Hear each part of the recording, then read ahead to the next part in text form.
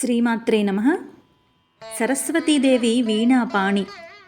ఆమె చేతిలో కచ్చపి అనే వీణ ఉంటుంది. ఆ దేవి తెల్లని వర్ణం కలది. సాత్విక రూపిణిగా తెల్లని పద్మంపై కానీ తెల్లని హంసపై కానీ కూర్చొని ఉన్నదిగా వర్ణింపబడింది. సరస్వతీదేవి జ్ఞానానికి, సంగీతానికి, కళలకు, వివేకానికి అధిష్టాన దేవత. మరి మన శరీరంలో వివేక జ్ఞానాల స్థానం ఏది అంటే అదే మెదడు, ఇంకా వెన్నుపాము. మెదడు ఉండే పుర్రెకు వెన్నుపామును అమర్చినట్లుగా ఉంటుంది. అంటే ఆ వీణ యొక్క బుర్ర మన పుర్రెలాగా, మిగతా భాగం మన వెన్నుపాము.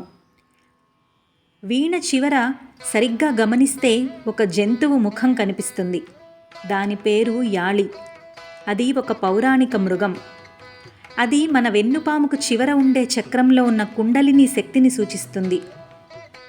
తోకతో నోటిని కరుచుకొని ఉన్న కుండలిని మానవ శరీరంలో వెన్నుపాము మీదుగా 7 చక్రాలు ఉంటాయి.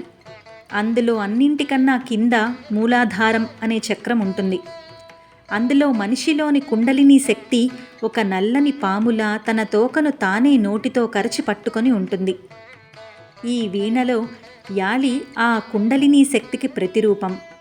అంటే వీణ పట్టుకోవటం ద్వారా అమ్మవారు ఎవరైతే తనకు స్వచ్ఛమైన మనస్సుతో తమని తాము ఆమెకు దాసోహమని అంటారో వాళ్ల బుద్ధి అనే వీణను మంచివి, గొప్పవి అయిన ఆలోచనలు అనబడే సుస్వరాలు పలికేలా మీటుతుంది అని అర్థం.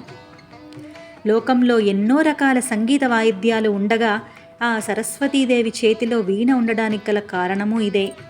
శ్రీమాత్రే నమః.